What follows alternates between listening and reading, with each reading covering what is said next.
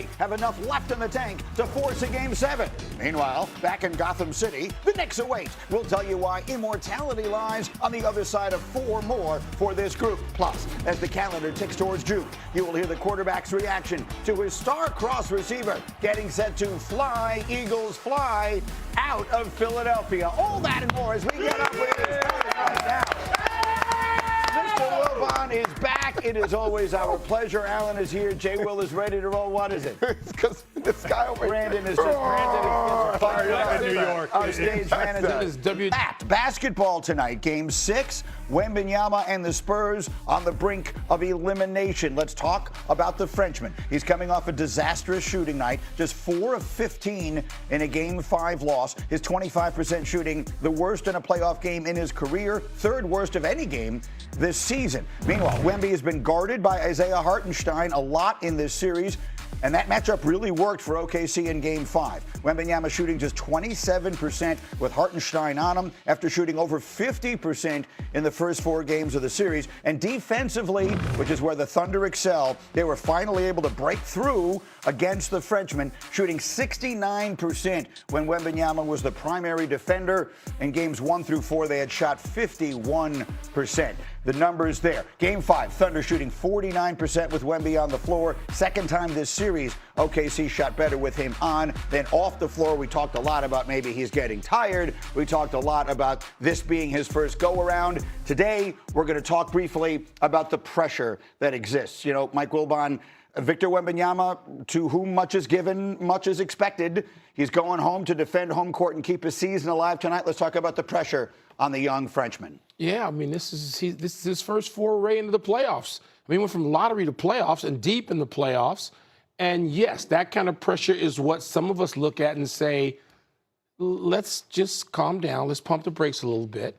You know, everybody, hardly anybody surpasses that test right away. Mm-hmm. And needs some time, and Victor may need some time. I fully expect him to have a terrific game tonight. Does he have 2 in him? I don't know about that. People don't have 4 and 5 great games in a series. Nobody, ever. And people just think, you know, when you have a series where you have 3 great games and maybe, you know, another game or 2 above average and where you're one of the all-time greats, that gets you an MVP in the series, all right? Yeah. So there's a lot of pressure on Victor. But I don't think he feels it. I think that when you're a figure like he is, when you're the face of the league already, and he is, at 22 years old or whatever he is, when you've played in the Olympics and you had that pressure and you are representing your country in that way, in the way that he is. In their home nation. In their home nation, yes, France, yes, Greenie. So I think he's not a stranger to it. But he'll get more and more accustomed to it as he has these playoff series. Does he play huge tonight? Do you expect a huge game from Wembanyama? I expect a huge effort, more effort than what I saw in Game 5. In Game 5, his offense was predicated on his defense. And that's really interesting about that, right? Because I think there are a lot of defensive plays where he wasn't impactful in the game. He had 3 blocks.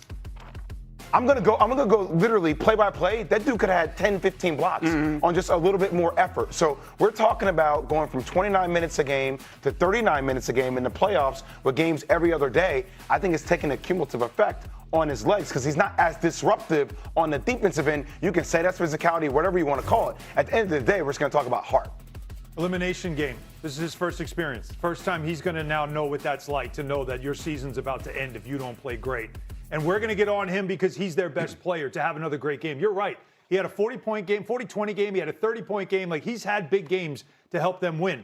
Others need to step up. Yep. I know guys are banged up. I understand it's the playoffs. Guys like De'Aaron Fox, you got to raise your level. Like, you need a secondary player to cover for him. Or a couple of them. And give him some. They were not getting anything out of their others. However, for Wemby, there's only one thing to talk about. Number 1, play through that physicality because you know you're going to keep seeing it. You got to play through it. Number 2, 1 offensive rebound, unacceptable.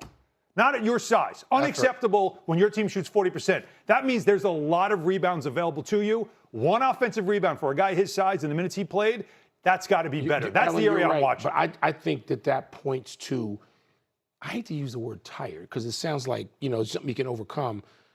I think he's just physically spent. It's catching up to him. It's caught up to him. Now, can he find it within himself? This is what the great players do. Yep. Tonight, let's just talk about one game tonight. Can he do it tonight?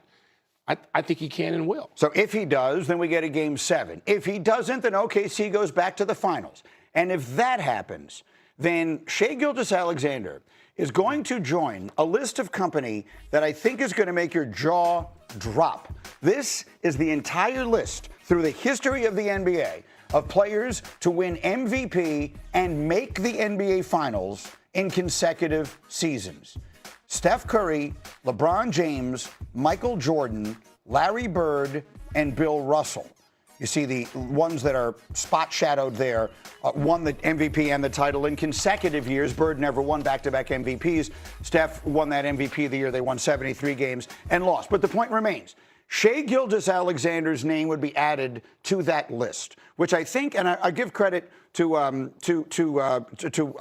forgetting where I first heard it, so I can't give credit. But Chris Canty was the one who said it first. He said, we're going to have some uncomfortable conversations about Shai Gilgeous-Alexander because he's a terrific player. He deserves to be the MVP of the league. Are we ready to put him in that company? I think you do that later. I think we get so carried away now with legacy and all these things. Let's see where this goes. Because first of all, Shai Gilgeous-Alexander is entering the prime of his career. He could do this a couple of more times. And then what? Yep. So suppose he goes on that list in a way that nobody else is. He does it consecutive years, like 4. We got to wait. Maybe at this moment we feel a little reluctant to put him there. But Greeny, I mean, in 2 years, we don't know how we're going to frame this discussion. What do you think, Jay Will?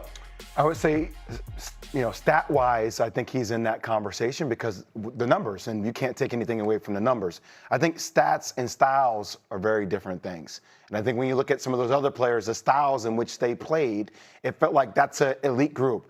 And I still think we're waiting to see how that style eventually emerges for, attacking a lot of free throws, falling down to the ground a lot. Look, nobody's taken away from how brilliant he is offensively. It's just a very different style that people aren't going to associate with the other styles. Let's say it more directly. I'm not old enough to have watched Bill Russell. Steph Curry, LeBron James, Michael Jordan, and Larry Bird were among the most enjoyable players to watch in the history of this or any sport. You couldn't take your eyes off of them. A great many people don't enjoy watching SGA play. It's not taking anything away from him. He has found a way to play that is extremely effective. They've won a championship and may very well be on the verge of winning another. They may very well be at the beginning of a dynasty that lasts a decade. But the reality is, when you watched Michael Jordan play, when you watched Steph Curry play, when you watched Larry Bird play, you were mesmerized. You were glued. It was magical to watch. And this is a never-ending parade to the free throw line. And are they going to blow the whistle or are they not going to blow the whistle?